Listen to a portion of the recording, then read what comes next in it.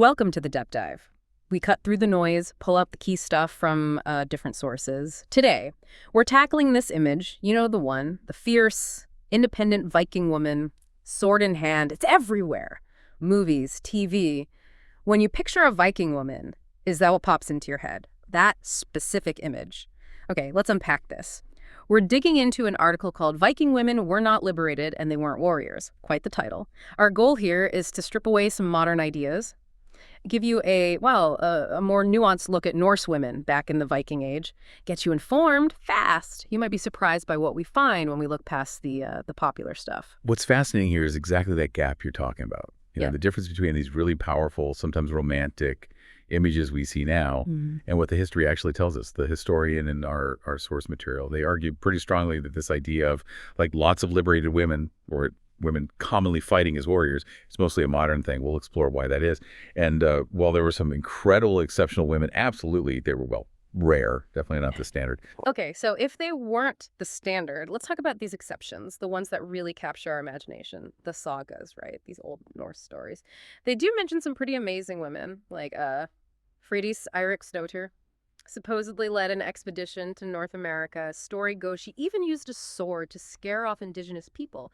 And you hear about figures maybe linked to warrior groups like the Jom's Vikings. Here's where it gets really interesting. These stories exist, they're powerful, but the key thing, as you said, is remembering they are exceptional, not the everyday experience. Exactly.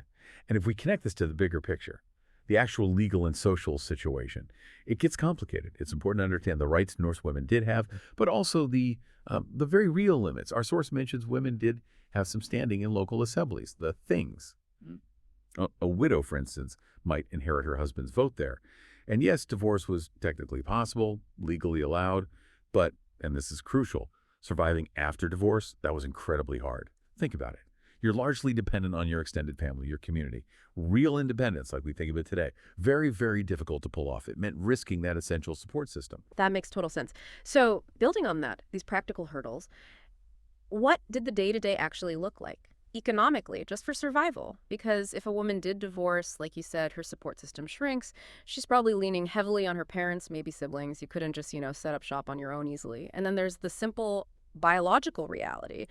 Many women, for much of their adult lives, were either pregnant or raising young children, several children often.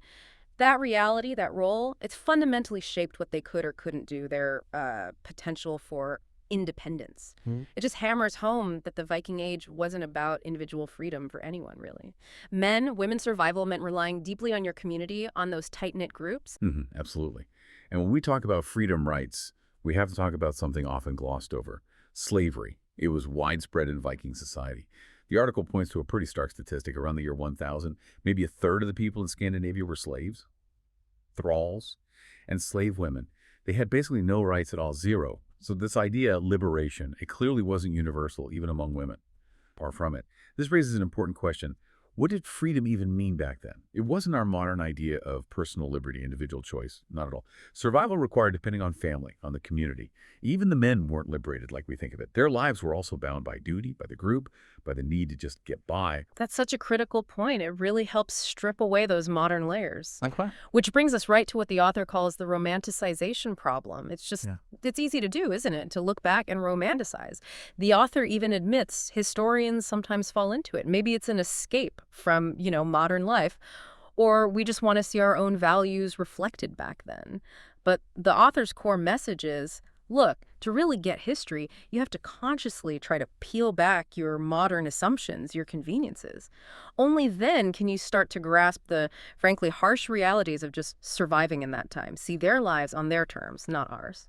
Yeah, and it's interesting. The author in the source makes a quick connection to today. They sort of reflect on it, suggesting we should pay attention to any erosion of freedoms now, calling it almost like a feudalism 2.0 possibility. We're not taking a side here, just reporting what the source says.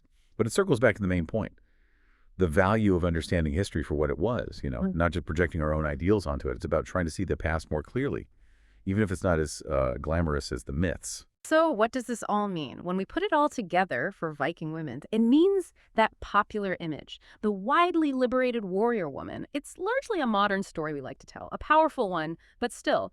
Yes, there were those exceptional figures in the sagas, absolutely, but the daily life for most, it was about dependence, community ties, family duties, The tough job of surviving.